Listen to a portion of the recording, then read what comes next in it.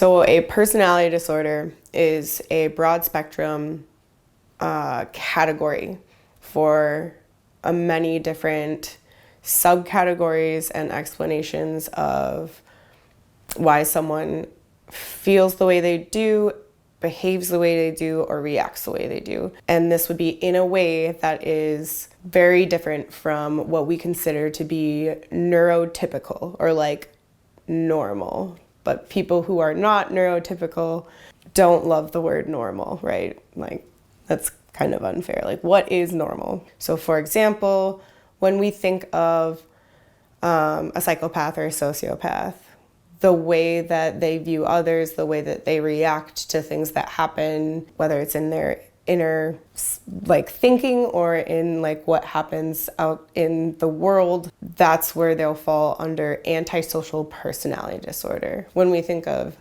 psychopaths or sociopaths, those are more or less outdated terms, and it's actually antisocial personality disorder, which is under that broad spectrum of personality disorder. How do you get it?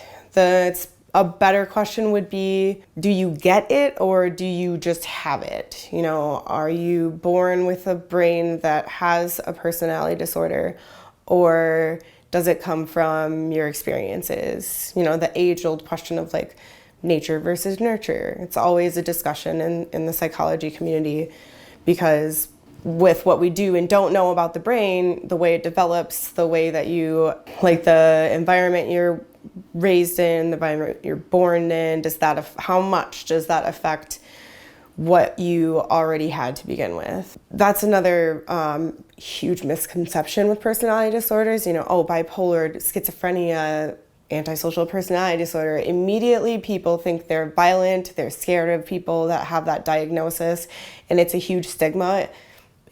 It doesn't mean that that person's going to be violent or that they want to harm anyone. It just means that they have a view of others and behavioral reactions that are just going to be different than others. And it often is related to like an underdevelopment of those areas of the brain. But in terms of antisocial personality disorder, that's going to be really, really difficult to treat, because one, people aren't going to think they have anything to treat. Two, if they do, it's likely going to be, if they do feel or understand that they have like a difference in the way that they view things, like compared to others, they probably won't care or want to do anything about it or change it. And with that type of personality disorder, there is going to be like higher success rate with like a therapy than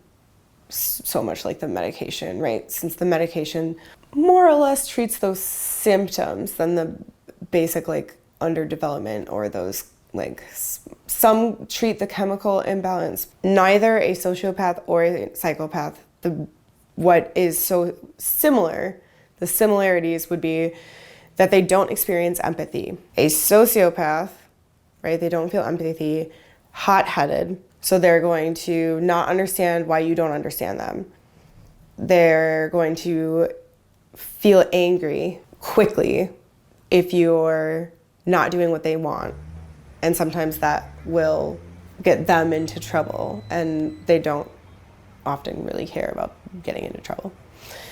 A psychopath would be you're cold-hearted, right? Still no empathy, but they know what it looks like. They can't fully describe how it feels. They don't understand it, but they know how others act when they're feeling sad, when they're like feeling angry, when they're feeling in love, right? But they don't actually know what it feels like, but they can trick you into thinking that they do. Use their knowledge against you.